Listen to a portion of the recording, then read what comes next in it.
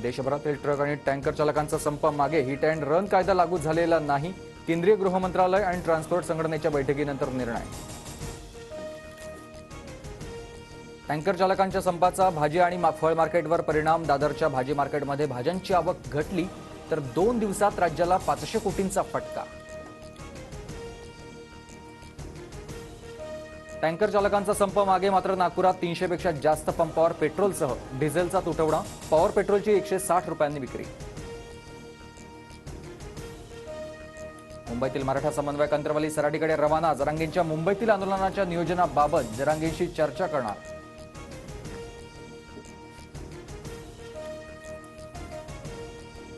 नोंदींवरनं सगळे सोयऱ्यांनाही जात प्रमाणपत्र द्या. मुख्यमंत्र्यांसोबतच्या ऑनलाईन बैठकीमध्ये सगळे सोयऱ्यांच्या मागणीवर जरांगे ठाम.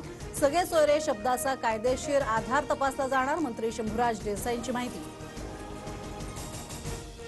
कुणबी नोंदी तपासण्याचं काम 85% पूर्ण. 24 जानेवारीला सुप्रीम कोर्टात क्युरेटिव्ह याचिकेच्या सुनावणीत भक्कम बाजू मांडणार. मुख्यमंत्र्यांचं वक्तव्य.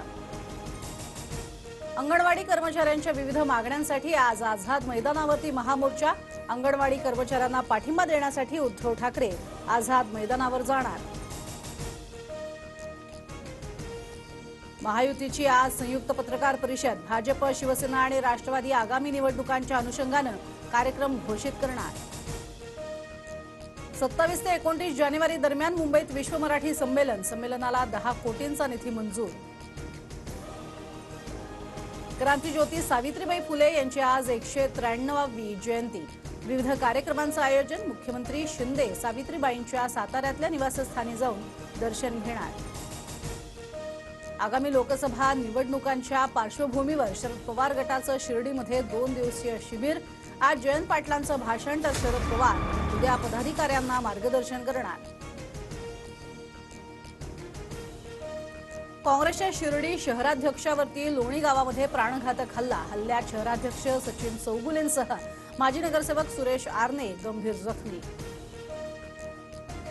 अदानी हिंडनबर्ग प्रकरणावरती आज सुप्रीम कोर्टाचा निकाल येणार. अदानी समूहानं आपल्या शेअर्सची किंमत फुगवून सांगितल्याचा आरोप.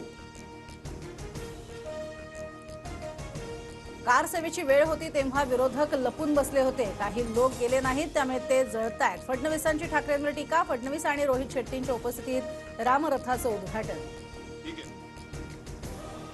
राष्ट्रवादी आमदार अपात्रता प्रकरणी विधानसभा अध्यक्ष उद्या सुनावणी घेणार. 31 जानेवारीपर्यंत सुनावणी पूर्ण करण्याचं आव्हान. शिवसेना आमदार अपात्रता निकालाआधीच राष्ट्रवादीची सुनावणी.